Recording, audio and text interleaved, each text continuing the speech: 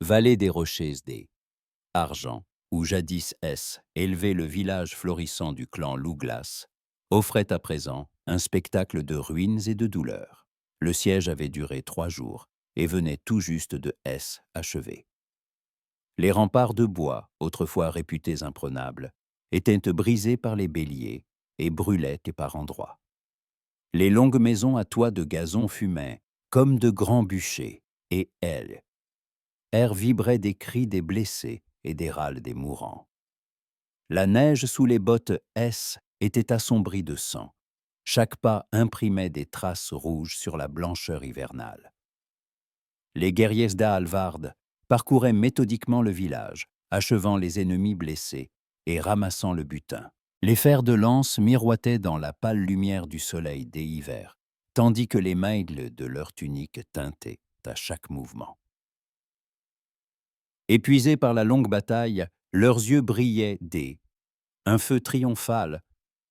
Le clan Louglas, adversaire juré d'Ealvard, venait de cesser existait comme force capable de menacer ses terres. Au centre du village se dressait la grande longue maison du chef. C'est là que eut lieu la dernière lutte, la plus farouche, lorsque Asbrand, hache sanglante, avec ses derniers guerriers, tenta de protéger le cœur de son domaine. Alvarez s'arrêta devant elle, entrée de la maison détruite, et balaya du regard le champ de bataille. Déjà ses hommes commençaient à ranger les prisonniers, séparant ceux qui pourraient servir esclaves de ceux qu'il faudrait sacrifier aux dieux pour remercier la victoire. Parmi les captifs, la plupart étaient des femmes et des enfants. Le vieux guerrier Stenpo d'Ours approcha de son chef, traînant derrière lui un bouclier ensanglanté. Sa barbe grise était ébouriffée, son visage marqué de profondes entailles. Mais ses yeux brillaient de satisfaction, après une besogne bien menée. Asbrand est mort, dit Sten, désignant un signe de tête la maison du chef. Il s'est battu jusqu'au bout pour défendre son foyer. Bon guerrier, mais trop obstiné pour reconnaître le moment de rendre les armes. Alvard acquiesça sans un mot. Parmi le butin, y a-t-il quelque chose qui mérite ton attention ? Interrogea le chef, parcourant du regard ses hommes, qui sortaient des maisons tout ce qu'ils avaient trouvé de valeur. Sten le mena vers une maison à demi effondrée, à écart du centre du village. Était une demeure modeste, sans doute appartenant à une famille peu prestigieuse. Les murs de bois noircis par la fumée tenaient encore. Le toit résistait. À intérieur, flottait une odeur de bois brûlé et autre chose, qui fit froncer les sourcils à Halvar. Près du foyer gisait le corps une femme âge mûr, sa chevelure claire, emmêlée. « Ce n'est pas elle », expliqua Sten, indiquant le fond de la maison. Dans l'ombre, caché derrière un coffre renversé, se tapissait un garçon. Il avait tout au plus 4 ou 5 ans, maigre, les cheveux bruns échevelés, les yeux gris immenses remplis de terreur. Son visage était recouvert de suie et de larmes. Ses petites mains tremblaient en serrant la poignée un petit couteau de fer. Bien que ses habits fussent simples, le tissu de qualité trahissait ses origines nobles. En voyant Alvard, enfant tenta de ramper plus loin dans le coin, mais le mur, arrêta. Le couteau tremblait si fort dans ses mains qu'il aurait eu du mal à blesser une souris, mais il le tenait avec la résolution du dernier espoir. « Le fils Asbrand », murmura Sten. « On le reconnaît à ses yeux, aussi gris que ceux du père, et à cette bague. » Il montra la fine chaîne en or autour du cou du garçon, où pendait un petit pendentif gravé un loup, symbole du clan Louglas. Alvard scruta le garçon, reconnaissant dans ses traits ceux du chef déchu. « Que devons-nous faire de lui ?» demanda Sten, impatience perçant dans sa voix. La loi de la guerre exigeait la destruction de la semence de ennemi. Longtemps Alvard se tut, réfléchissant. Usage imposait la mort à tous les hommes du lignage ennemi, susceptibles de prendre les armes dans l'avenir. Pourtant, il y avait là qu'un enfant terrifié, incapable de comprendre le tumulte. Et tuer des enfants, même ennemis, restait un acte indigne un véritable guerrier. Quelques autres guerriers se regroupèrent à elle entrée, attirés par la découverte. Parmi eux, des jeunes avides de sang et des vétérans endurcis. Les avis divergeaient. Certains réclamaient D, exécuter aussitôt elle enfant. D, autres proposaient de le vendre en esclavage. D, autres encore attendaient simplement la décision du chef. « Nous ne tuons pas les enfants », prononça enfin Hallvard, sa voix portée par une autorité inébranlable. « Mais nous ne pouvons le relâcher non plus. Il grandira, il reviendra pour nos têtes. » Hallvard S. approcha du garçon, qui tenait toujours son couteau. Celui-ci le fixa, mêlant la crainte et la haine dans son regard. Mais au fond de ses yeux gris brûlait une fierté qui n'avait pas fléchi. « Quel est ton nom, petit ?» demanda Hallvard, adoucissant son ton. Le garçon hésita longtemps. « Eyvind » murmura-t-il, la voix tremblante de larmes. « Eyvind, donc. Je prendrai cet enfant dans ma maison, » déclara Hallvard. « Il grandira sous mon toit, et le jour venu, il sera mon héritier. Que tout voilinte la générosité de Hallvard main de fer. » Les mots du chef provoquèrent un tollé parmi les guerriers. Sten fut donc le premier à manifester son opposition. « C'est folie, » répliqua-t-il vivement. « Un louveteau restera toujours un loup, même rassasié. Il grandira, puis tranchera nos gorges dans la nuit. » Les autres appuyèrent Sten. On disait que le sang ne se transforme pas en eau, que l'ennemi ne peut devenir ami, que cette décision attirerait que la malédiction des dieux sur elle, ensemble du clan.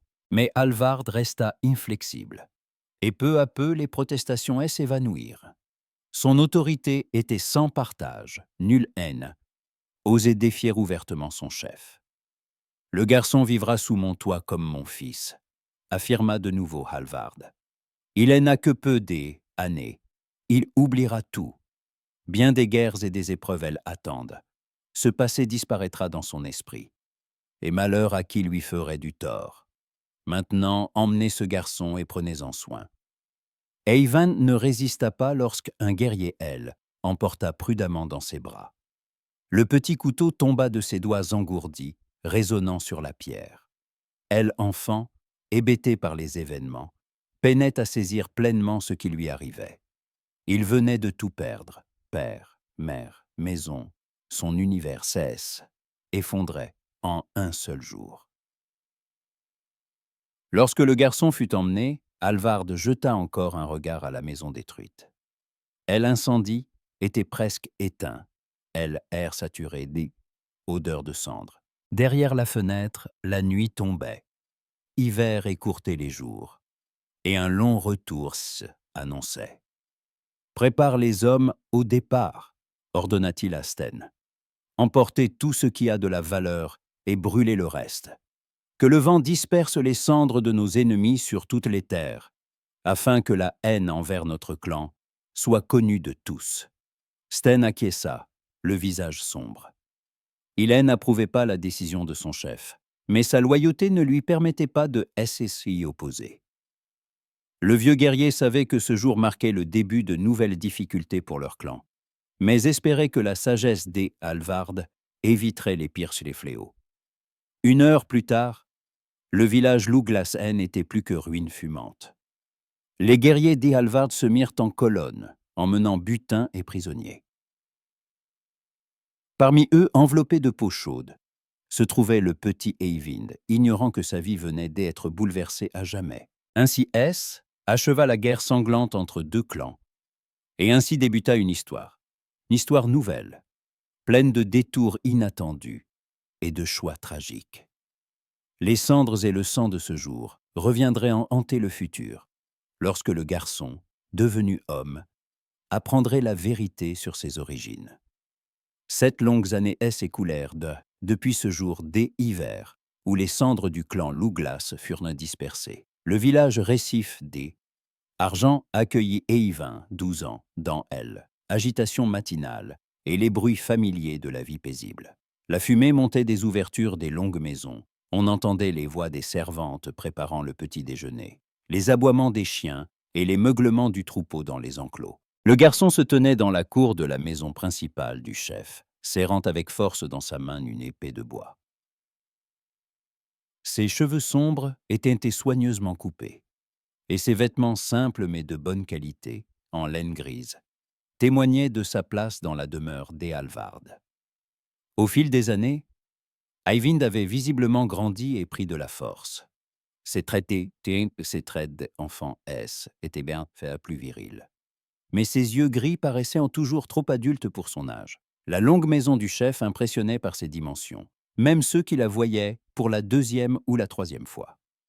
Longue d', environ 30 mètres et large de 8, elle dominait les autres bâtiments du village comme un symbole de pouvoir et de grandeur. Les murs de bois, faits de solides troncs de chêne, étaient ornés de sculptures raffinées, figurant des scènes de bataille et de chasse. Le toit, recouvert de gazon et de paille, donnait à la maison El Alurde un navire renversé, caractéristique des constructions de cette époque.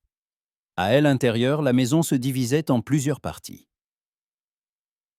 La grande salle centrale servait pour les banquets, les assemblées et la réception des invités. Là se trouvait le grand foyer, dont la fumée montait vers une ouverture dans le toit.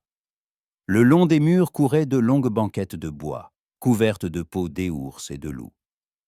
Le soir, lorsque on allumait les torches, la salle se transformait en un lieu où on chantait des sagas sur de grands héros et leurs exploits. Les pièces latérales servaient de chambre pour la famille du chef et pour les hôtes de marque. On y entreposait aussi les armes, les bijoux et des autres objets précieux. Des boucliers de crouillati de guerriers, des épées richement décorées et des trophées pris en campagne ornaient les murs. Une pièce séparée était réservée à Atelier, où on fabriquait et réparait armes et outils. Eyvind vivait dans cette maison comme un fils de sang. Il avait en vérité oublié les détails de son passé. Il était trop jeune autrefois, et son esprit, avait protégé en effaçant bien des souvenirs. On lui avait raconté en quelques mots une nouvelle légende à propos de son origine, qu'il y avait eu une guerre, qu'il y avait été grièvement frappé, qu'il avait longtemps reposé avant de se remettre. Mais chacun sait que le cœur ne se trompe pas. Au fond de lui, il se sentait toujours étranger. Les serviteurs le traitaient avec le respect dû au fils adoptif. Un chef, mais parfois, dans leur regard, passait quelque chose que le garçon ne comprenait pas. Pas encore. Le vieux Stenpo d'ours était son maître des armes, bien que ce rôle lui fût manifestement tombé dessus contre son gré. Chaque matin, lorsque le soleil n'avait pas encore quitté l'horizon, le guerrier à la barbe grise conduisait Eyvind dans la cour pour entraînement. Ses méthodes étaient rudes et impitoyables, mais elles firent du garçon un combattant habile. « Apprends à tenir ton épée correctement », grommela Sten, observant Eyvind qui répétait ses coups sur un mannequin de paille. « Ta position reste trop instable. » Au combat, un seul faux pas te coûte la vie. Eyvind corrigea la position de ses jambes et asséna une série de coups à la cible. La lame de bois fendit la paille, dont une partie éparpilla sur le sol. Le garçon se montra satisfait de son résultat, mais le vieux guerrier demeura inflexible. « C'est mieux », concéda Sten en hochant la tête, sans la moindre nuance de louange dans la voix. « Mais ne te relâche pas. Les ennemis ne resteront pas immobiles comme ce mannequin. » Le maître tira de sa ceinture une courte épée de bois et se plaça en garde face à son élève. Malgré son âge, Sten bougeait avec une vivacité et une rapidité surprenantes. Eyvind peinait à parer ses attaques, et chaque erreur se soldait par un coup douloureux sur les bras ou sur le flanc. « Protège ton côté gauche », aboyait le vieux guerrier en déchaînant une pluie de coups sur le garçon. « Ne recule pas, sinon l'ennemi prendra le dessus. » L'entraînement se poursuivait jusqu'à ce que Eyvind soit à bout de souffle. La sueur coulait sur son visage, et les muscles de ses bras tremblaient sous l'effort. Mais Sten restait inflexible, forçant son élève à travailler jusqu'à épuisement total, convaincu que seule cette voie formait un véritable guerrier. « Assez pour aujourd'hui », déclara enfin le maître, lorsque le garçon ne tenait presque plus debout. Nous reprendrons demain, et grave-toi cela dans la tête. Au combat, il n'y a pas de place pour la pitié. Celui qui hésite meurt le premier. Après les entraînements, Eyvind cherchait souvent la solitude pour réfléchir à ce qu'il avait entendu. Les paroles de Sten sur la cruauté nécessaire aux guerriers faisaient écho à quelque chose de profondément enfoui en lui, mais suscitaient aussi une résistance intérieure. Le garçon ne comprenait pas d'où venaient ces sentiments opposés, mais il le tourmentait chaque jour davantage. La seule personne à qui Eyvind pouvait parler ouvertement était Ingrid, la fille Halvard. Elle était plus jeune que lui une année, mais possédait un esprit vif et un tempérament joyeux. Ses cheveux clairs étaient toujours tressés en nattes soignées, ornés de fibules de bronze, et ses yeux bleus brillaient de bonté et de compréhension. Ingrid ne participait pas aux entraînements guerriers, mais son éducation en était pas moins importante. Elle apprenait, de la bonne gestion une maison, le tissage, la préparation des repas et usage des plantes médicinales. Sa mère lui enseignait les tâches propres aux femmes, mais la fillette s'intéressait aussi aux occupations des hommes, ce qui provoquait parfois la perplexité de entourage. « Pourquoi Sten est-il toujours si fâché contre toi ?» demanda un soir Ingrid, alors qu'ils étaient assis près du foyer dans la grande salle. Eyvind se tut longtemps, remuant les braises avec une tige de fer. La salle était calme. La plupart des habitants avaient gagné leur chambre, et seul le crépitement du bois rompait le silence. « Il pense que je ne mérite pas d'être ici, » finit par répondre le garçon à voix basse. « Il dit que un enfant recueilli ne sera jamais un vrai fils. » Ingrid fronça les sourcils et se rapprocha de son frère adoptif. « Ne prête pas attention à ces grognements, » dit-elle avec détermination. « Père T a accepté dans notre maison, donc tu es des nôtres. Peu importe où tu viens. » Eyvind esquissa un sourire, mais son sourire était teinté de tristesse. Ingrid était la seule à accepter sans réserve, et ce soutien comptait énormément pour lui. Même s'il la considérait comme sa sœur, comme il le croyait, il éprouvait pour elle des sentiments trop chaleureux. « Parfois, je fais des rêves étranges, » lui confia-t-il, « des maisons en flammes, des visages inconnus, des cris et des pleurs.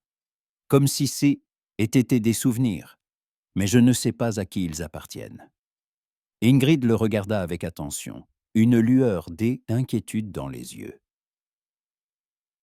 Elle allait dire quelque chose, mais à cet instant, Halvard entra dans la salle. Le chef paraissait fatigué après une longue journée consacrée à régler les querelles entre ses gens, mais à la vue des enfants, ses traits se détendirent. « De quoi chuchotez-vous donc ici ?» demanda-t-il en asseyant à côté sur la banquette. « Ingrid me parlait et une nouvelle chanson qu'elle a apprise du Skald, » répondit Eyvind, ne voulant pas partager ses tourments avec son père adoptif. Halvard hocha la tête et posa sa lourde main sur l'épaule du garçon. Au fil des années, il s'était sincèrement attaché à Eyvind et se montrait fier de ses progrès dans l'étude et entraînement. Il voyait en lui son futur successeur et espérait que le garçon serait à la hauteur de ses attentes. « Sten dit que tu apprends vite, » déclara Halvard. « C'est bien. Un vrai guerrier doit toujours s'améliorer. » Mais n'oublie pas l'essentiel, la force sans la sagesse mène à la mort, et la sagesse sans la force laisse un homme sans défense. Eyvind écoutait avec attention les paroles de son père adoptif. Halvard parlait honneurs de devoir, de responsabilité envers son peuple. Ces notions étaient sacrées pour tout viking, et le garçon les absorbait comme une éponge. Pourtant, dans un recoin de son âme, une petite voix persistait à poser des questions gênantes sur la justice et sur le prix des victoires. Les années passaient et Eyvind enracinait dans la vie du clan. Il participait aux chasses, aidait aux travaux du domaine, écoutait les sagas sur les héros autrefois. Peu à peu, il commençait à se sentir membre à part entière de ce monde.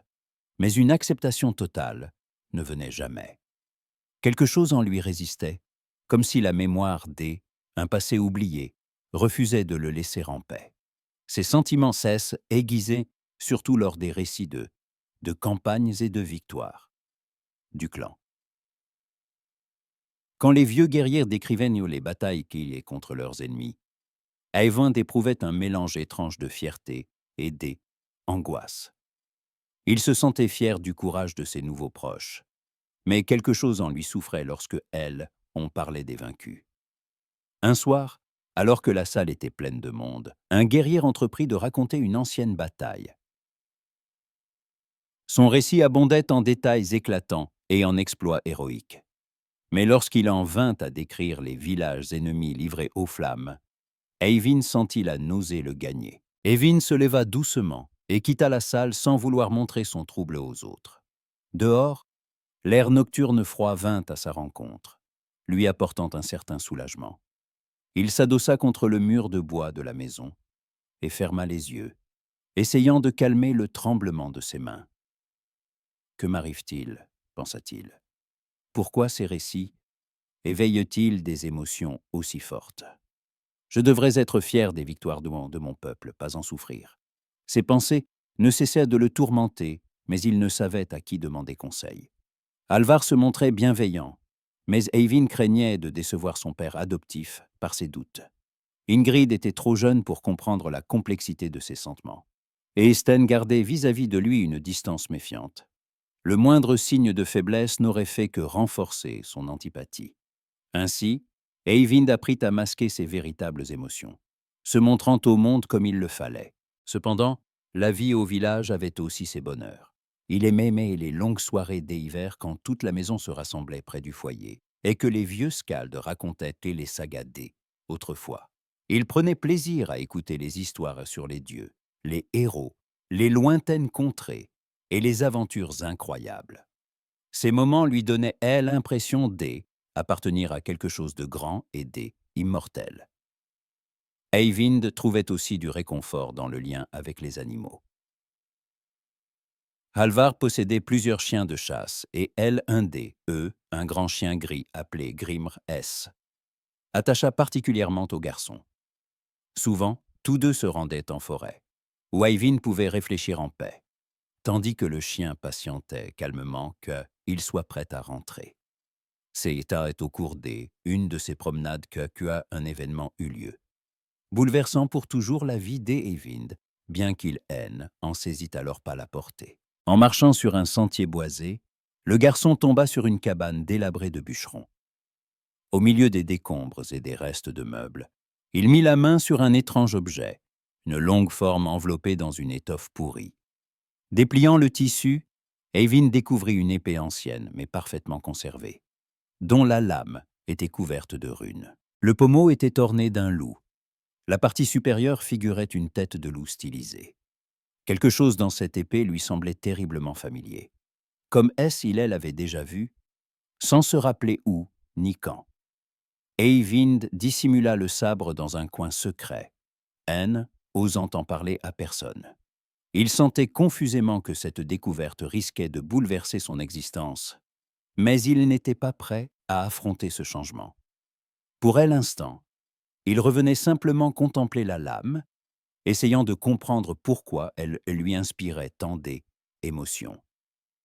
Le temps passa, et Eyvind se persuadait que sa vie chez Alvard S écoulait dans la tranquillité et la prévisibilité. Il ignorait que la vérité allait bientôt le rattraper, bouleversant tout ce qu'il croyait du monde et de lui-même. Mais le choix allait imposer à lui, quoi qu'il en soit. Le 18e anniversaire Eyvind arriva lors une matinée de printemps. Le vent salé du fjord portait la promesse aventuré, et le soleil miroitait sur haut. Ce jour n'était pas seulement celui du passage à l'âge adulte, mais aussi l'occasion une première expédition guerrière avec les hommes d'Alvard. Eyvind s'était levé avant LOB, l'esprit traversé par un mélange appréhension et impatience. Dans la maison régnait une atmosphère solennelle. Les serviteurs préparaient armes et provisions pour l'expédition. Les femmes cuisaient un pain spécial pour le voyage, tandis que les anciens vérifiaient l'équipement du jeune homme. Alvar remit lui-même à son fils adoptif une épée flambant neuve, forgée par le meilleur métallurgiste du clan. La lame portait des runes. La poignée était entourée de fils d'été, argent. Les fourreaux faits de cuir épais, avec des éléments de bronze. Eyvind goûtait l'honneur accordé. Il aimait son père. Pas pour tout. Mais même ses bougonnements lui étaient devenus si familiers que il ne pouvait vivre sans eux. Ressentait leur absence dès que Halvard partait en expédition. C'est est une arme digne un guerrier, déclara le chef, les mains posées sur les épaules d'Eyvind. Qu'elle te soit aussi fidèle et vraie que elle le fut pour moi jadis. Eyvind reçut le cadeau avec gratitude, bien que son âme fût travaillée par des sentiments produits. Il brûlait de confiance donnée par Halvard et de elle, opportunité de prouver enfin sa valeur. Mais la perspective du sang à venir lui causait une mélancolie inexplicable. Il regardait et admirait la puissance des Halvard, mais il le faisait comme un spectateur, presque étranger au drame que il devait incarner, préférant des autres histoires. La flotte se composait de 4 dracars de taille d'os, les diverses. Le navire amiral dit Halvard était le plus impressionnant, 22 mètres de long, une haute proue sculptée en tête de dragon et une grande voile rayée de rouge et de blanc. Il fallait 30 rameurs pour le manœuvrer, sans compter les guerriers. Les autres bâtiments, plus petits, étaient aussi redoutables entre les mains des habiles marins. La cible de expédition avait été choisie dès avance. Un riche navire marchand, transportant argent et tissus précieux le long de la côte. Les éclaireurs faisaient état une faible escorte de mercenaires, ce qui rendait, attaque assez sûre. Pour le baptême du feu d'Eyvind, était le scénario idéal. Les embarcations quittèrent le port avant le lever du soleil, alors que la brume enveloppait encore la côte. Eyvind, assis sur le banc des rameurs, maniait, aviron lourd, sentant le bateau fendre les vagues sous ses efforts. Le bruit régulier des avirons le calmait. L'air marin lui éclaircissait les idées. Autour de lui, des guerriers aguerris, habitués à de nombreux raids, étaient prompts à compter l'effet des armes dont ils étaient fiers. À midi, la flotte arriva au lieu de l'embuscade, un passage étroit entre 2 îlots rocheux. Les navires jetèrent ancre à l'abri, attendant la proie. Alvar expliqua en détail le plan attaque. Il était clair et efficace. 2 navires devaient attaquer la marchandise sur les flancs, tandis que les 2 autres couperaient toute retraite. « Souviens-toi, dit Halvard à Eyvind avant la bataille, le premier combat est toujours le plus dur. Ne pense pas à la peur, pense à tes compagnons. Ils comptent sur toi, comme tu comptes sur eux. » Eyvind acquiesça, essayant de cacher ses émotions.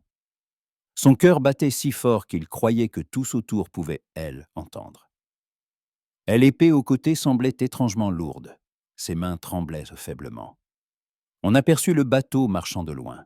Il était large, avec une grande voile carrée, typique un navire de commerce.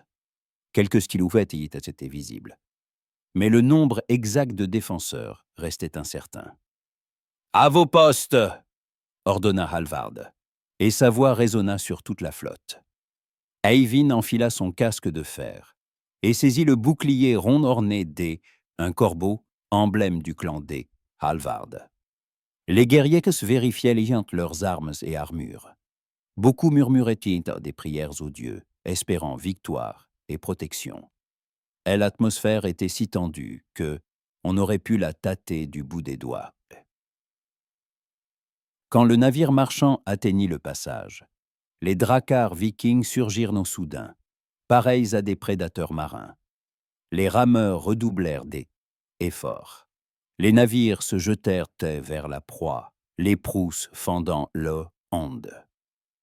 Le cri de guerre des Vikings envahit la zone, chassant les oiseaux de mer effrayés vers le ciel. La panique gagna le navire marchand. Marchands et matelots couraient en et sur le pont, essayant de comprendre où venait attaque. Une partie tenta de fuir à la rame, mais le lourd navire N égala jamais la vitesse des dracars légers. Les autres saisirent sur les armes, prêts à résister. Eyvind vit le premier drakkar accoster le bord du navire marchand. Les Vikings jetèrent un des grappins et des cordes pour ailes arrimées, puis franchirent en hurlant le parapet adverse. Le choc des armes, le fracas des boucliers, les cris des blessés et les ordres des chefs se confondaient dans la mêlée. Quand vint le tour du bateau d'Ealvard, Eyvind sentit en lui s'installer un étrange calme. Toute tourmente intérieure disparut, ne laissant place qu'à la lucidité et à la détermination. Il sauta par-dessus bord, dans le cœur du combat, suivant les autres guerriers. Le premier adversaire Eyvind fut un jeune marin armé une hache. Le garçon, effrayé et peu expérimenté au combat, révéla d'emblée sa faiblesse. Il tenta un coup maladroit par le haut. Mais Eyvind esquiva aisément et frappa ses mains du plat de son épée. Le marin poussa un cri de douleur, lâcha son arme et tomba à genoux, suppliant qu'on lui laisse la vie. « Je me rends !» cria-t-il en levant les bras. « Ne me tuez pas, je ne suis pas un guerrier, seulement un simple marin. » Eyvind hésita un instant, fixant le jeune homme terrifié. Quelque chose au fond de lui refusait de tuer un adversaire désarmé. Mais à cet instant, Sten, qui combattait 2 mercenaires non loin de là, elle interpella. « Achève-le et viens, aider !» cria le vieux guerrier tout en repoussant la pointe d'une lance. Eyvind comprenait qu'il ne pouvait pas tarder. En pleine bataille, il n'y a pas de temps pour rosser pour les doutes. Il donna un coup rapide et précis. Le jeune marin effondra sans vie. Était sa première victime, et Eyvind sentit qu'un changement irréversible opérait en lui. Le reste du combat se déroula dans une sorte de brouillard. Il se battit aux côtés de Sten et des autres, aidant à briser la résistance des défenseurs. Le navire marchand fut pris rapidement.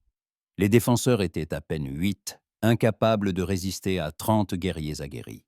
Les pertes vikings furent minimes. Seuls 2 hommes subirent de légères blessures. Une fois la bataille terminée, vint le moment préféré des Vikings, le partage du butin. Dans la cale du navire capturé se trouvaient des sacs de monnaie d'argent, de riches étoffes, de ailes ambre et de précieux outils en fer.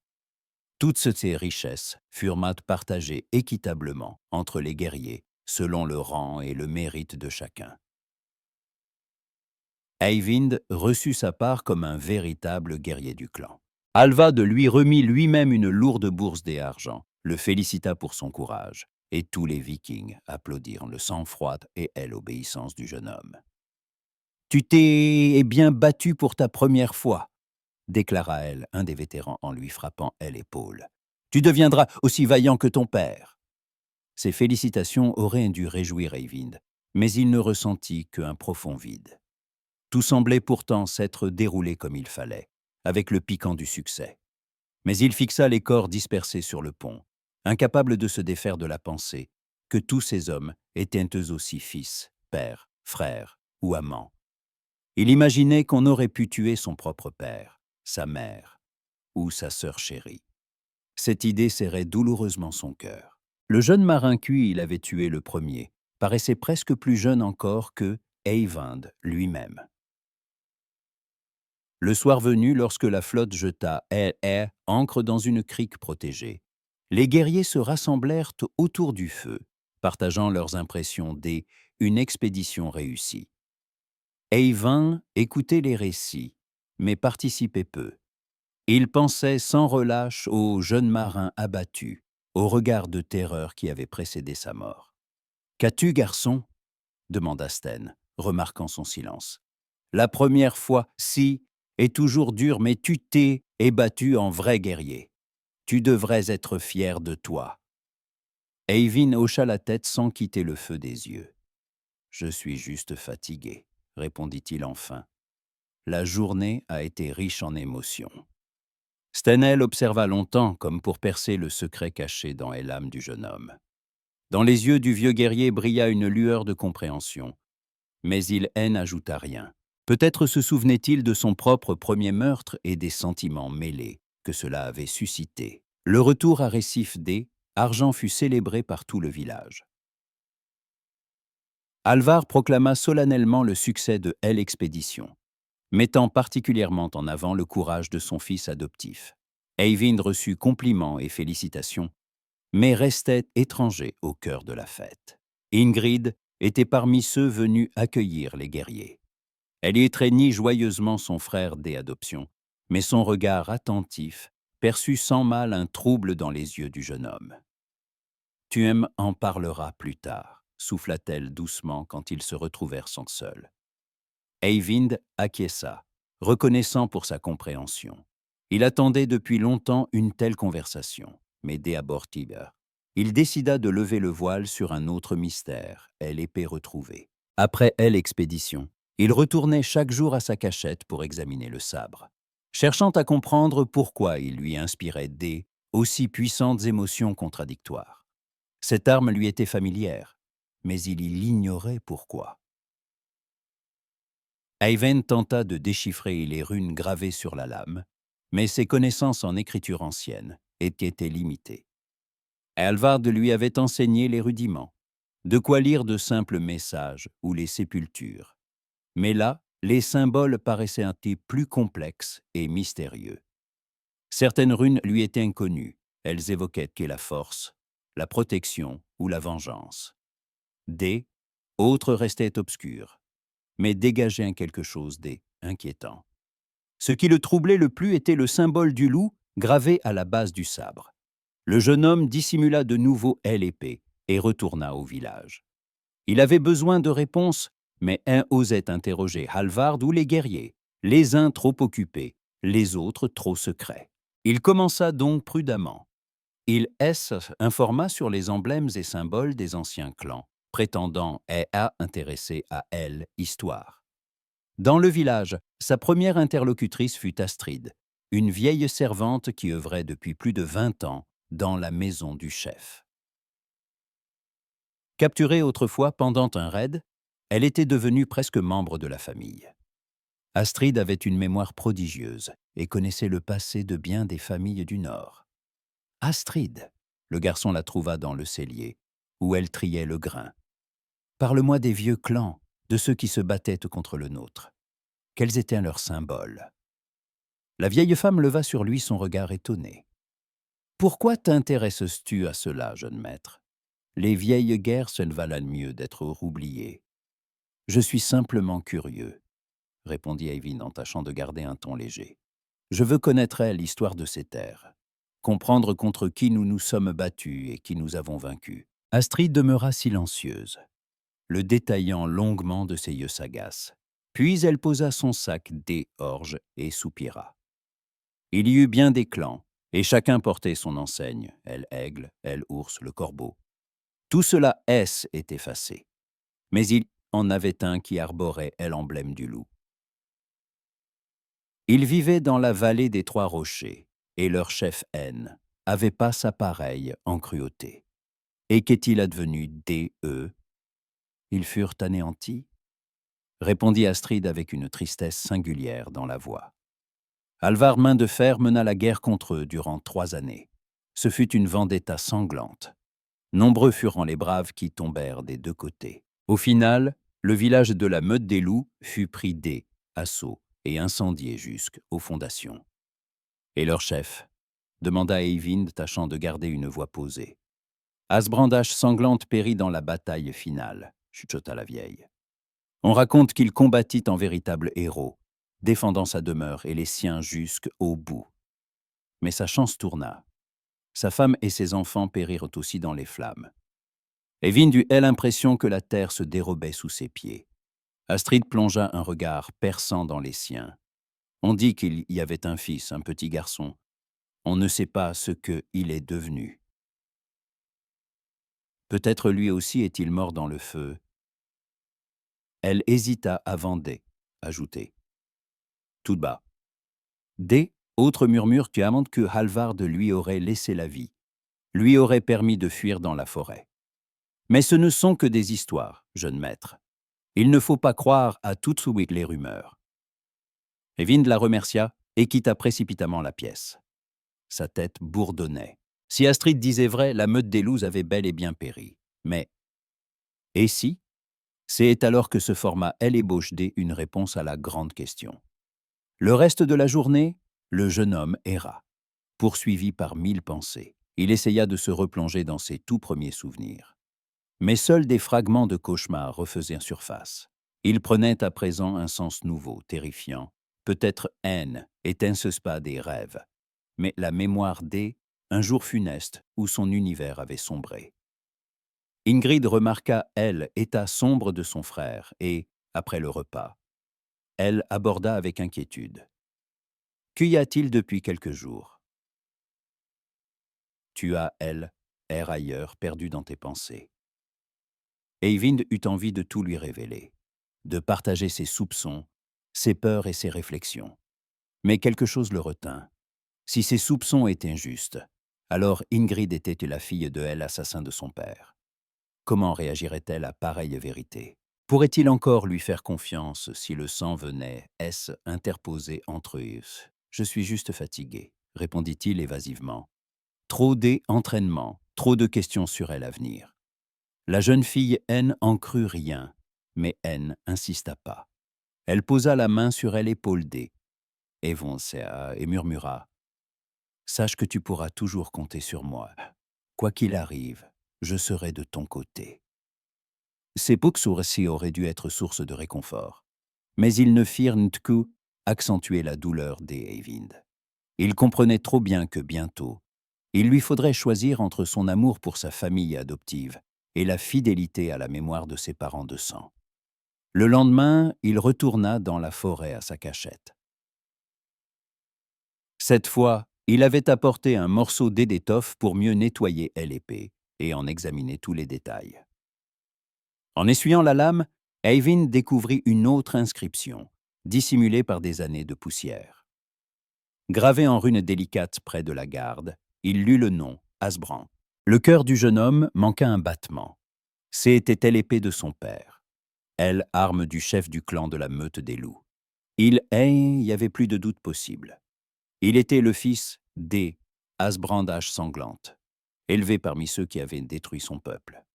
Eyvind tomba à genoux près de sa cachette, les larmes coulant sur ses joues. Toute sa vie se révélait n'être qu'un mensonge. Celui qu'il avait aimé comme un père était le meurtrier de sa famille. Ceux qu'il avait considérés comme les siens étaient en réalité ses ennemis. Mais lui-même, qui était-il? Un traître à son lignage ou une simple victime du destin? Longtemps, il demeura dans la clairière, absorbé par la vérité qui, ouvrait à lui. Peu à peu, le choc initial céda la place à une colère froide. Alvar, elle, avait trompé durant toutes ces années, forgé pour servir arme contre son propre sang. Récemment encore, il était battu sous les bannières de ceux qui avaient tué son père, fiers de leur victoire. Quelle ironie cruelle! Mais que pouvait-il faire désormais? Accuser Halvard au grand jour, était signer sa perte. Jamais un chef ne laisserait pareille affaire éclater. Fuir. Mais où aller? Le clan de la meute des loups n'existait plus, et nulle tribu accueillerait un fugitif héritier des ennemis. Alors Eyvind comprit qu'il lui faudrait du temps pour élaborer un plan, peser chaque geste. Une chose était certaine. Il ne pouvait plus vivre comme avant. Jouer le rôle du fils fidèle auprès de homme qui avait ruiné son enfance. Ayant caché de nouveau l'épée, il jura aux esprits de ses ancêtres de rétablir la justice. Le sang réclamait le sang, et tôt ou tard, Halvard paierait pour ses crimes. Médée, à bord? Eyvind devait en savoir davantage sur cette nuit fatidique 13 ans plus tôt, sur ce qu'étaient devenus les siens. Il revint au village avec une résolution nouvelle dissimulée dans le regard, maîtrisant, l'art de cacher ses pensées. Cette leçon, il l'avait apprise depuis longtemps. Il lui faudrait désormais jouer le rôle le plus difficile de sa vie, celui un fils aimant, tandis que grandissait en lui la soif de vengeance. De retour à la maison, il fut accueilli par Astrid, dont le regard sage semblait chargé de compréhension et même de compassion. Peut-être soupçonnait-elle ce qu'il venait de découvrir, et attendait-elle de savoir quelles décisions il prendrait. Hallvard, lui, passa longtemps à la fenêtre de son logis, contemplant la mer où les derniers feux du couchant jouaient sur les vagues. Plusieurs jours s'étaient écoulés depuis qu'il avait remarqué le changement chez son fils adoptif, et cela inquiétait le chef plus que tout. Eyvind était désormais taciturne, partait souvent en forêt, et lorsqu'il revenait, ses yeux brillaient une dureté nouvelle. Le chef savait que le garçon devenait un homme, et qu'une première expédition guerrière provoque souvent de tels bouleversements. Plus un jeune revenait transformé après avoir versé le premier sang. Mais l'intuition fine d'Hallvard lui indiquait que ce n'était pas l'unique raison. Quelque chose autre hantait son fils, et le chef sentait qu'un jour ou l'autre le passé referait surface. Ce soir-là, Hallvard demanda à Eyvind de rester après le repas, lorsque les autres membres de la maisonnée se furent retirés dans leur quartier. Le jeune homme assis sur le banc près du foyer mourant, la lumière des braises accentuant la gravité de ses traits. Le chef servit une coupe d'hydromel et rejoignit son fils adoptif. « Tu as changé ces derniers jours, » dit Hallvard sans détour. « Je vois que quelque chose te trouble. Je veux comprendre quoi. » Eyvind leva les yeux vers le chef, et dans son regard, on devina un défi. Peut-être était-il temps d'aborder ce sujet jamais évoqué. Où venais-tu? Qui étais-tu? Il ne put se retenir. La colère, elle, emporta un instant. Hallvard sentit son cœur rater un battement. Cette discussion, il la craignait, tout en percevant, inéluctabilité. Eyvind était devenu un homme. Il avait droit à la vérité. Le chef but une large gorgée d'hydromel pour éclaircir les idées. « J'aurais toujours su que ce jour viendrait, » répondit-il doucement. « Tu as droit à la vérité, mais es-tu prêt à accueillir ?» Eyvind hocha la tête sans détourner les yeux. « Je suis prêt. Dites-moi tout. » Hallvard se leva et s'approcha de la fenêtre, contemplant la mer Noire. Démarrer ce récit lui était pénible. Mais il était trop tard pour reculer désormais. « Ton père se nommait Asbrand, » commença-t-il, lui tournant le dos. Asbrand Hache Sanglante, chef du clan de la Meute des Loups. Il régnait sur la vallée des Trois Rochers et figurait parmi les plus puissants des seigneurs du Nord. Eyvind écoutait, bouleversé par l'émotion. Entendre la confirmation de ses soupçons était à la fois un soulagement et une nouvelle blessure. Nos clans étaient engagés dans une guerre sanglante depuis des générations, poursuivit Hallvard. Cela remonte à nos pères, pour des affaires de terre, de passage commercial. 3 générations d'hommes se sont entretués. On croyait que l'hécatombe n'aurait pas de fin. Le chef fit face à Eyvind, la douleur dans les yeux. Asbrand était brave et habile, mais il était aussi une cruauté sans borne.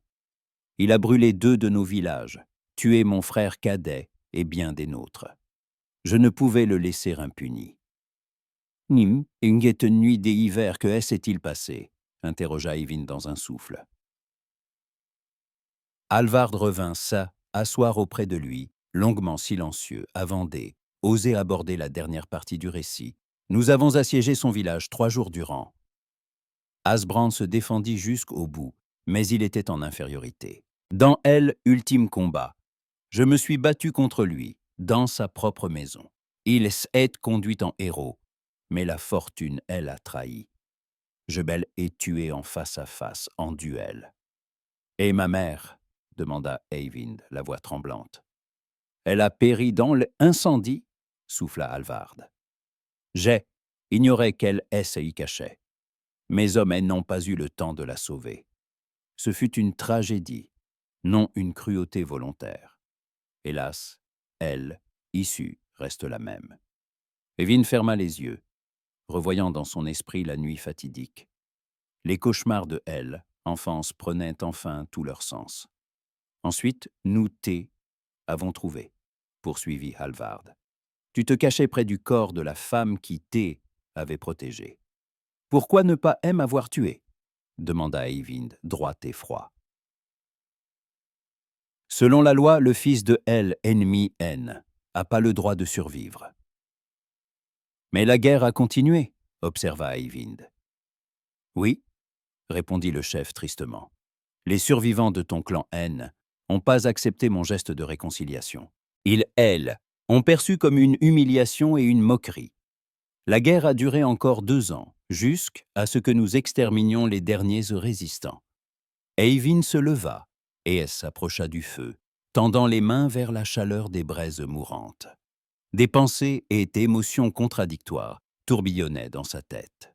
« Et tout ce temps, vous m'avez élevé comme votre fils, dit-il doucement. « Oui, confirma Halvard. Au début, par pitié et par volonté de montrer ma grandeur des âmes, juste comme un signe de paix. Mais peu à peu, tu es devenu vraiment cher à mes yeux. Tu as grandi en un jeune homme courageux, honnête et intelligent. Je suis plus fier de toi que je ne l'aurais été un fils de sang. »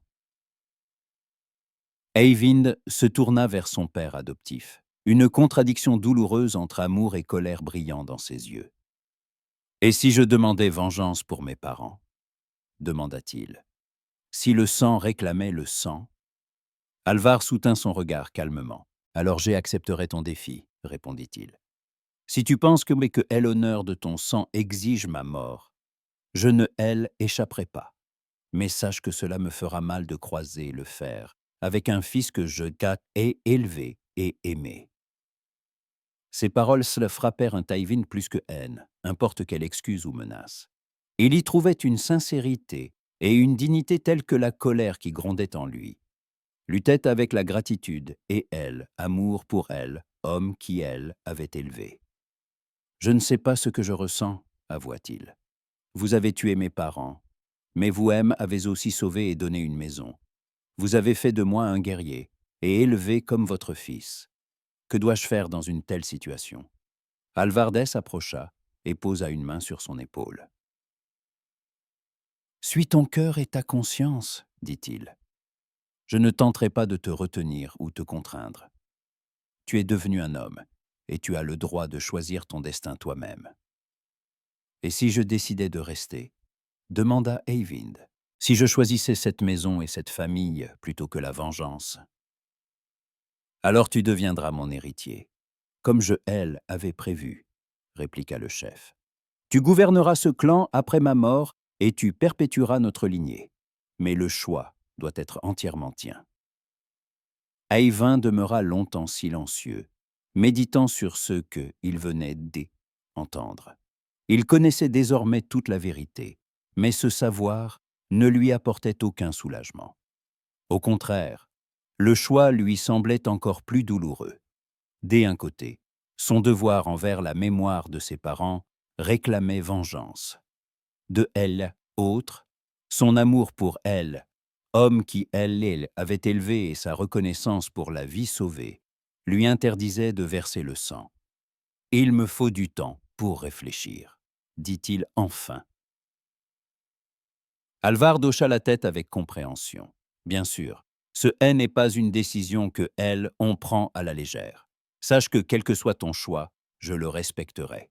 Tu es mon fils non seulement par l'éducation, mais par l'esprit. Le jeune homme quitta la salle, laissant son père adoptif seul avec ses pensées. Alvard resta longtemps auprès du feu mourant, réfléchissant au passé et à venir. Il avait fait tout ce qu'il pouvait. Le destin d'Eyvind était désormais dans les mains du garçon. Eyvind passa la nuit sans sommeil, repassant chaque mot de la conversation. Il pensait à ses vrais parents, à peine connus, à sa famille adoptive à laquelle il tenait, et aux difficiles choix qui imposaient. Il savait que sa décision déterminerait non seulement son propre sort, mais aussi celui de toutes les personnes qu'il aimait. Au matin, il prit une décision, mais la garda pour lui, conscient que de nombreux défis attendaient encore, et que tout pouvait basculer. La nouvelle que les survivants du clan de la Meute des Loups étaient unis aux tribus voisines pour préparer leur vengeance parvint à Récif, Argent avec les premières brisées du printemps. Eyvind se tint contre un mur en écoutant le rapport des éclaireurs sur les forces ennemies. Son cœur battait irrégulièrement, car il comprenait que le moment D, un choix décisif approchait. Choisir entre sa famille adoptive et le sang de ses ancêtres. Selon les espions, l'armée adverse était conduite par Ragnar Ail de Perdrix, oncle maternel d'Eyvind, bien que le jeune homme, ignorât encore. Ragnar avait rassemblé sous ses bannières tous ceux qui restaient fidèles à la mémoire Asbrand Hache Sanglante, déclara le chef des espions, un vieux guerrier nommé Olaf le Rusé. Il avait avec lui des guerriers de 3 clans mécontents de vos victoires, monseigneur. Nous estimons leur nombre à environ 200. Alvard acquiesça sombrement, méditant sur ces paroles. Son propre clan ne pouvait aligner plus de 150 guerriers, ce qui les mettait en infériorité numérique. Mais le chef expérimenté savait que la supériorité en nombre ne garantissait pas toujours la victoire. « Où se trouve-t-il à présent » demanda-t-il. « À 2 jours de marche d'ici, dans les bois, au pied de la montagne de Hellaigle, » répondit Olaf. « Ils campent dans une fortification et attendent des renforts autres chefs mécontents. Si nous ne les attaquons pas les premiers, leurs forces pourraient en doubler. » Un murmure parcourut la salle, les guerriers débattant de la situation. Certains proposaient de partir immédiatement en expédition, autres conseillaient attendre l'ennemi dans la forteresse. Alvard écouta tous les avis, mais prit la décision seul. « Nous partons demain à aube, annonça-t-il. Olaf y eut raison.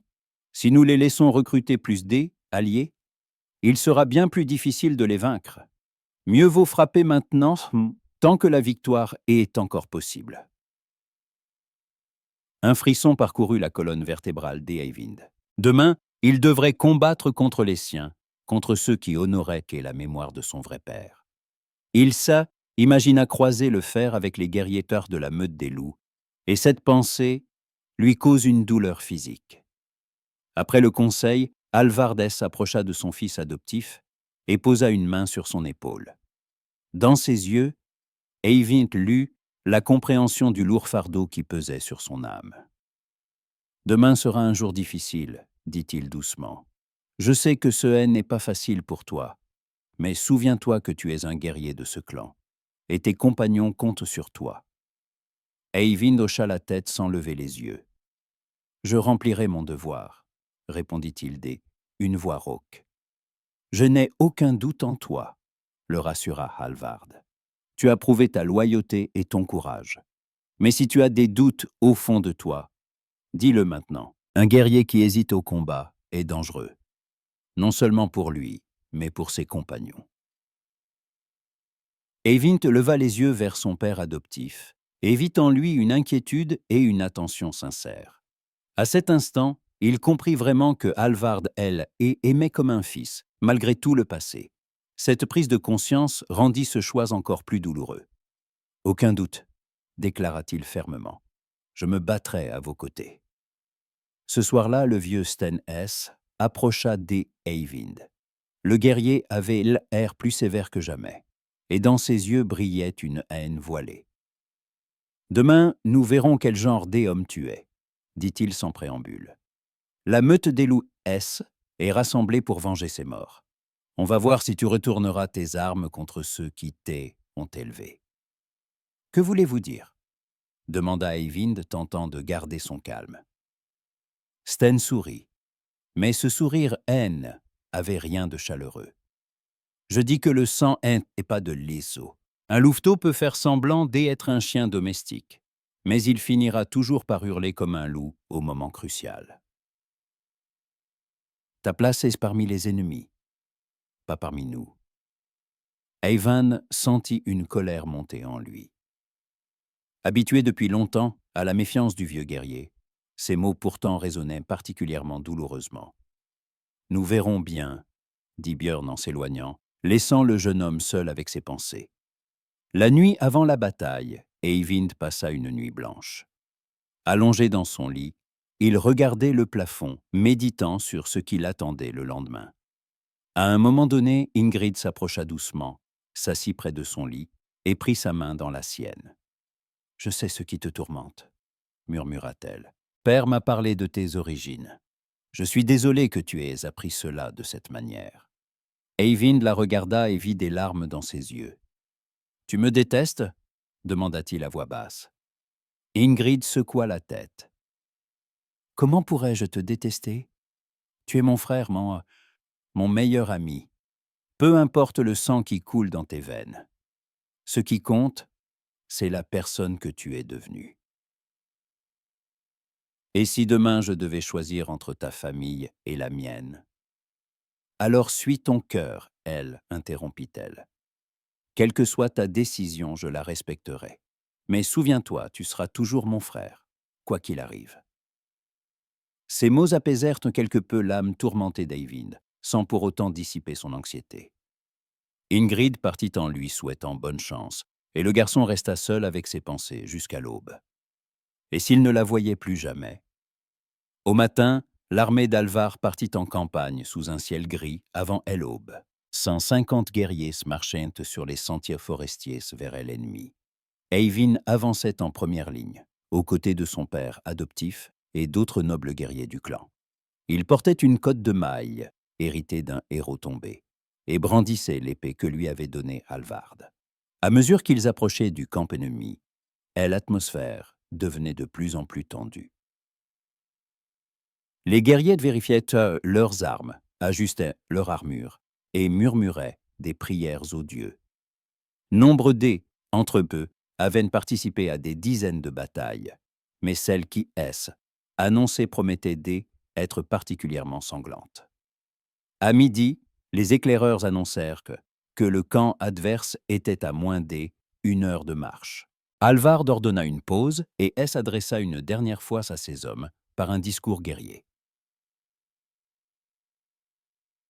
Aujourd'hui, nous ne combattons pas seulement pour le butin ou la gloire, dit-il en se tenant sur une petite hauteur. Nous défendons nos foyers, nos enfants, notre droit de vivre sur cette terre.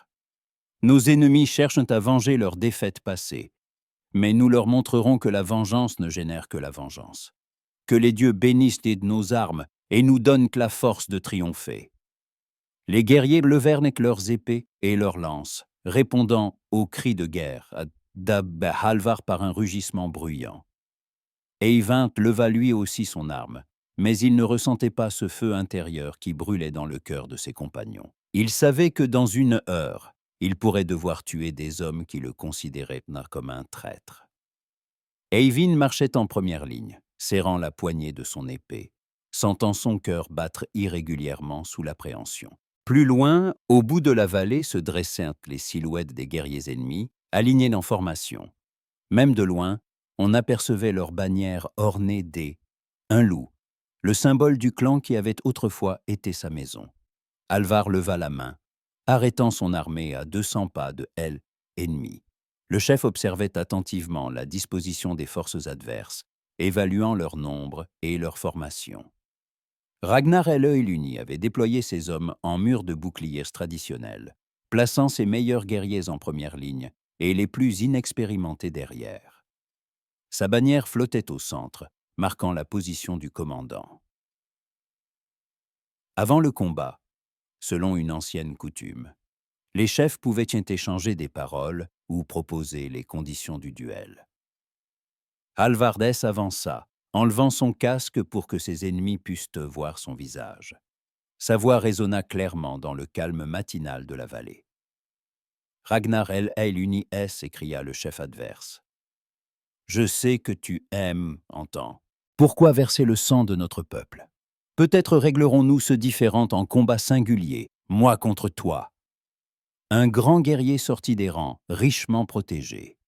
Sur son visage, une cicatrice barrait son œil gauche, et ses cheveux gris étaient tressés à la mode viking. Il brandit son épée, la voix pleine de haine. « Halvard main de fer, tu as tué mon frère et brûlé nos villages. Ta tête doit orner la lame de mon épée. Mais à bord, je veux que tu voies la mort de tous tes hommes. Et où est le garçon? Où est le fils Asbrand que tu as enlevé? » Eyvind sentit son sang se glacer. Ragnar savait qu'il existait et le considérait visiblement comme un otage de Halvard. Le jeune homme comprit qu'il lui faudrait bientôt révéler son véritable identité. « Il a grandi et c'est devenu mon fils », répondit Halvard calmement. « Il est un guerrier de notre clan et il combattra à nos côtés. » Ces paroles déclenchèrent une explosion de colère parmi les hommes de Ragnar. Ils brandirent en haut leurs armes et lancèrent des malédictions envers Halvard et ses hommes. Ragnar leva la main, appelant au silence. « Qu'il vienne alors, et qu'il le dise lui-même, » cria-t-il. « Que le fils d'Easbrand sanglanté proclame qu'il trahit la mémoire de son père et sert ses meurtriers. » Tous les regards se tournèrent vers Eyvind. Halvard se tourna vers son fils adoptif, une question silencieuse dans les yeux. Le garçon comprit que le moment décisif était venu, un choix, qui déterminerait non seulement son propre destin, mais aussi le sort du combat à venir. Lentement, il s'avança, ôtant son casque pour que tous puissent voir son visage. « Je suis le fils d'Easbrand », déclara-t-il haut et fort, et sa voix résonna à travers toute la vallée. « Mais je suis aussi le fils d'Halvard, qui aime à sauver la vie et élever comme le sien. Je ne connais pas mon vrai père, mais je connais celui qui aime à donner une maison et une famille. » Les mots Eyvind provoquèrent donc des réactions diverses dans les deux armées. Les guerriers d'Halvard accueillirent dans sa bravoure avec admiration, tandis que dans le camp adverse, un murmure de mécontentement s'éleva. Ragnar observa longuement son neveu, qu'Ouil avait vu que petit enfant. « Je vois en toi le visage de ma sœur, » murmura-t-il enfin. « Tu es vraiment le fils d'Easbrand, mais tu as oublié qui tu es. Laisse-moi te le rappeler. » Ragnar fit signe à un de ses guerriers, qui apporta un objet enveloppé dans un tissu. En déroulant le paquet, le chef montra à tous une épée à la tête de loup en guise de pommeau. Eyvind reconnut cette arme, était l'autre épée de son père, jumelle de celle qu'il avait trouvée en forêt. « C'était l'épée de ton père, » poursuivit Ragnar. « Il s'était battu avec dans la bataille finale, défendant sa maison contre ses meurtriers. Et maintenant, son fils se tient aux côtés de ceux qui ont versé le sang de sa famille. » Eyvind sentit en lui un combat, émotion contradictoire. La vue de l'épée paternelle réveillait des souvenirs profonds, des images floues d'enfance. Mais en même temps, il pensait à Halvard Ingrid et à tous ceux qui, au fil des années, étaient devenus si chers à son cœur. « Mon père est mort, » répondit-il fermement. « Mais ces gens-là vivent, et je ne les trahirai pas. » Ragnar secoua la tête, amer. « Alors tu mourras comme un traître à ton sang, » dit-il. « Mais sache que les dernières paroles que tu entendras seront la vérité sur qui tu es. » Le premier coup fut encaissé par Eyvind sur son bouclier, qui craqua sous la pression une lance ennemie. Il riposta par une rapide estocade, blessant son assaillant à l'épaule. Autour de lui, la bataille faisait rage. Les guerriers échangeaient un coup, épée, assaut de lance, heurt de bouclier. Les cris des blessés se mêlent au cliquetis des armes et au choc du bois contre le fer. Au milieu de la mêlée, Eyvind entendit soudain son nom crié. Il se retourna et vit un jeune guerrier de Hel, armé de Ragnar, qui le regardait avec surprise et joie. « Eyvind, c'est bien toi ? Je suis Olaf, fils du forgeron Hroar. Nous jouions ensemble enfant. » Le jeune homme reconnut vaguement ce visage familier. Des souvenirs épars lui revinrent en un garçon avec qui il avait vraiment joué dans l'enfance lointaine. Mais aujourd'hui, ce garçon était son ennemi, et la guerre dressait un abîme entre eux. Olaf murmura « Je me souviens de toi. »« Alors reviens avec nous, » implora le jeune guerrier. « Tu es de notre clan, notre sang. Ces hommes ont tué tes parents. » Eyvind hésita un instant, mais ce fut suffisant. La lance un guerrier d'Halvard transperça Olaf. Le jeune homme tomba, les yeux emplis de reproches et d'incompréhension, jetant un dernier regard au fils, un ami d'enfance. Cet homicide ébranla profondément Eyvind. Il comprit que la guerre, elle, obligeait à choisir entre des êtres qu'il aurait pu aimer si les circonstances avaient été différentes. À cet instant, Sten apparut à ses côtés, combattant simultanément deux adversaires. « Aide-moi, ou ta loyauté ne sera que des paroles en air !» cria le vieux guerrier. Eyvind se précipita vers lui, combattant avec une fureur doublée. Mais au fond de lui, il sentait que chaque coup porté creusait un peu plus le fossé entre lui et sa véritable identité. La bataille se poursuivait, son dénouement étant loin d'être acquis. Mais Eyvind savait déjà que, quelle que soit l'issue, il perdrait à jamais quelque chose de précieux. Soudain, en pleine mêlée, un cri fit s'immobiliser un instant les combattants. Halvard, à quelques pas d'Eyvind, chancela et s'agenouilla. Une lance, lancée par une main ennemie depuis les rangs adverses, s'était fichée dans son dos. Le chef tenta de se relever, mais ses forces, elles, abandonnaient. Eyvind se jeta à son secours, le protégeant de son corps contre des autres attaques. Halvard lui saisit la main et murmura ces derniers mots. « Ne les laisse pas. Ne les laisse pas détruire ce que nous avons bâti. Tu es mon fils. Rappelle-toi ça. » Sur ces paroles, Halvard Main de Fer expira son dernier souffle. Autour de son corps, une bataille acharnée éclata entre ceux qui voulaient défendre le corps du chef mort et ceux qui cherchaient à en emparer comme trophée. La mort de Halvard bouleversa le cours du combat. Les guerriers des deux camps arrêtèrent un instant, réalisant l'importance de l'événement.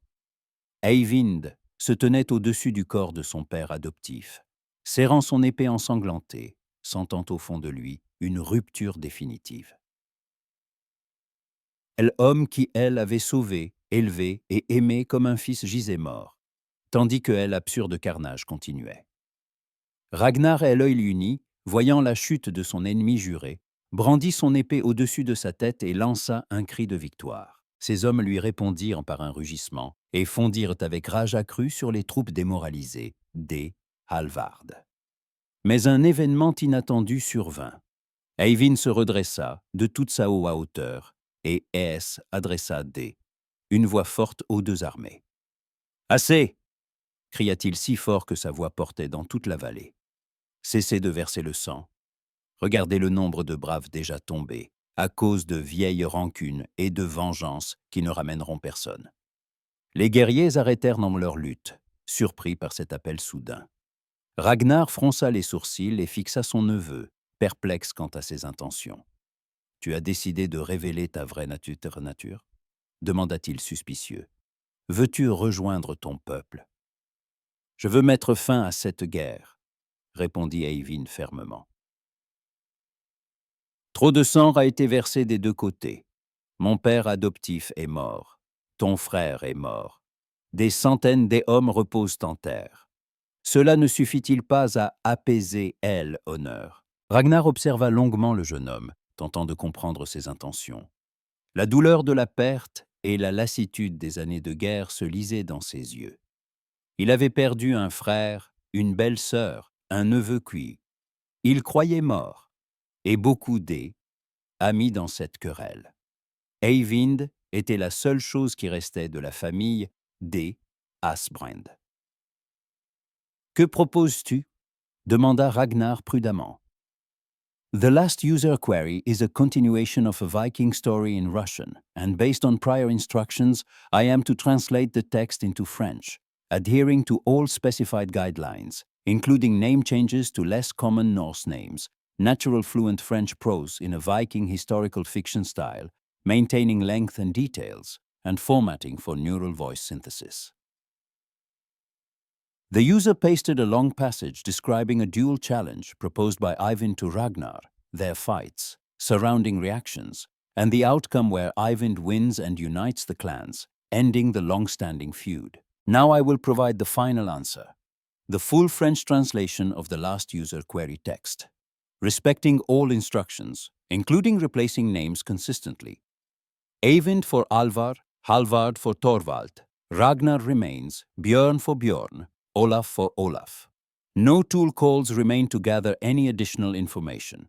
I will produce a thorough, consistent, expert-level translation. La proposition d'Eyvind provoqua une vive agitation parmi les guerriers des deux camps. Les hommes des Alvardes s'indignèrent tuellement que le jeune ose décider de leur destin. Les guerriers de Ragnar doutaient de elle et quittaient D, un combat opposant un chef expérimenté à un jeune combattant. « Tu n'es qu'un gamin » dit lentement Ragnar. « Je combats depuis 30 années. Ce ne sera pas un duel, mais un massacre. » Eyvind se redressa et regarda son oncle droit dans les yeux. « Dans ma lignée, la mort ne fait pas peur, » déclara-t-il. « Que les dieux jugent d'elle équité du combat. S'ils jugent que je suis indigne, alors ils te donneront la victoire. » Le vieux Björn, blessé mais toujours vivant, ramassa difficilement vers Eyvind et saisit sa main. « Ne fais pas ça, râla-t-il, tu es notre futur chef. Nous trouverons un autre moyen de finir cette guerre. » Eyvind se dégagea doucement de elle en prise de son mentor.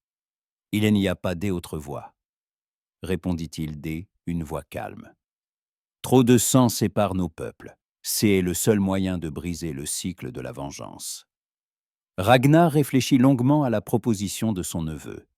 Finalement, il acquiesça et enfonça son épée dans la terre. « Qu'il en soit ainsi, » déclara-t-il solennellement. « Que les dieux décident qui de nous deux a raison. » Les guerriers des deux armées écartèrent, formant un large cercle pour le combat. Selon elle, ancienne coutume, le duel se déroulerait sans armure, seulement en chemise tubée de lin, avec épée et bouclier. Eyvind ôta sa cotte de maille, son casque, ne gardant qu'une simple chemise de lin. Ragnar fit de même, dénudant son torse marqué de cicatrices, témoin de nombreuses guerres. Ingrid, qui suivait, elle armée à distance de sécurité, arriva sur le lieu du combat, juste au moment où il allait commencer. Voyant ce que son frère adoptif S apprêtait à faire, elle tenta d'intervenir, mais les autres femmes la retenaient. « Ne fais pas ça, Eyvind » cria-t-elle en pleurant. « Tu as le choix, et elle n'a pas besoin de mourir pour le passé. Je t'aime, Eyvind. Pensons au futur. » Eyvind entendit sa voix et se retourna un instant. Dans ses yeux brillait une tendresse infinie pour la jeune fille. « Je dois le faire, » répondit-il. « C'est la seule manière d'unir ce qui a été brisé. » Le duel débuta lentement. Ragnar était prudent, étudiant le style de son jeune adversaire et cherchant ses points faibles. Eyvind aussi ne précipitait pas attaque, se souvenant des conseils de Björn, selon lesquels la patience décide souvent de elle, issue du combat. Il tournait un autour de l'autre, en échangeant de rares estocs et coups de vérification. La première attaque sérieuse fut portée par Ragnar. Le guerrier expérimenté asséna un fort coup tranchant venant en AO, que Eyvind parvint tout juste à parer. La force du coup fut telle que le jeune homme vacilla et recula de quelques pas. Ragnar enchaîna, portant coup sur coup, forçant son adversaire à se défendre. Mais Eyvind était jeune et rapide. Il esquivait habilement les attaques les plus dangereuses et cherchait l'occasion de contre-attaquer. Quand Ragnar surestima légèrement la force un coup et perdit l'équilibre, Eyvind en profita immédiatement pour porter un coup glissant au bras de son oncle. Le sang coula le long de l'avant-bras de Ragnar, mais la blessure n'était pas profonde. Le vieux guerrier sourit et hocha la tête en signe d'approbation. « Bien joué, dit-il, le sang de notre lignée coule vraiment en toi. » Le duel se poursuivit, intensifiant. Les deux adversaires reçurent plusieurs blessures légères, mais aucun ne réussit à prendre un avantage décisif. Ragnar comptait sur son expérience et sa force, Eyvind sur sa vitesse et ses techniques inattendues, enseignées par Björn. À un moment, Ragnar tenta une combinaison attaque complexe visant à briser la défense de son adversaire. Mais Eyvind changea soudain de tactique. Au lieu de repousser l'attaque, il se déporta et porta un coup stock dans le flanc découvert de son oncle. La lame enfonça profondément, et Ragnar gémit de douleur. Le vieux guerrier tenta de continuer à se battre, mais ses forces le trahirent rapidement. Il tomba à un genou, haletant, comprenant que le duel était terminé. Eyvind aurait pu achever son adversaire, mais il jeta son épée de côté et S approcha de lui.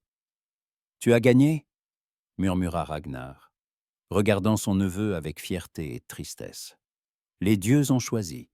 Je te remets la direction des restes de notre lignée et le pouvoir de décider de leur destin. » Eyvind S, assis près de elle, oncle mourant, et prit sa main dans la sienne. « Pardonne-moi, dit-il doucement. Je ne voulais pas que cela se termine ainsi. » Ragnar sourit faiblement. « Tu as agi justement, répondit-il. La vengeance sanguinaire doit prendre fin quelque part. Que ma lignée trouve la paix sous ta direction. » Sur ces mots, Ragnar el-Ailuni expira son dernier souffle, laissant Eyvind seul avec le poids de sa décision. Le jeune homme se leva et s'adressa aux guerriers des deux armées réunies. « La guerre est finie, déclara-t-il au éclair. Ragnar el-Ailuni M a donné le droit de parler au nom du clan de la Meute des Loups, et la mort des Halvard fait de moi le chef de son peuple. Désormais, nous formons un seul clan, unis non par la vengeance mais par la mémoire de nos héros tombés. » Les guerriers commencèrent lentement à déposer les armes. Beaucoup pleuraient que leurs compagnons tombaient. Autres restaient simplement immobiles, épuisés par la longue bataille. Eyvind savait que le difficile travail unification de deux groupes hostiles en un seul peuple commençait. Mais il était prêt à relever ce défi. Ingrid courut vers lui et elle enlaça, sans faire attention au sang tachant ses vêtements. « Tu es vivant, » murmura-t-elle en larmes. « J'avais si peur de te perdre. » Eyvind la serra fort contre lui. « C'est fini, dit-il fatigué. Maintenant, nous devons apprendre à vivre en paix. » Ainsi se termina la longue guerre entre les clans, qui avait coûté de nombreuses vies et causé d'incommensurables souffrances. Eyvind, qui avait commencé la journée comme le fils adopté un chef, la termina comme le dirigeant un peuple uni. En mémoire de son geste, on le surnomma le pacificateur, et c'est sous ce nom qu'Ue. Il entra dans les sagas comme un des plus grands chefs de son temps. Il épousa Ingrid, la bataille dans l'Aïe. Dans la vallée des Trois Rochers fut la dernière de la guerre sanglante entre les clans, et le peuple uni sous la direction Eyvind le pacificateur vécut de longues années dans la paix et la prospérité.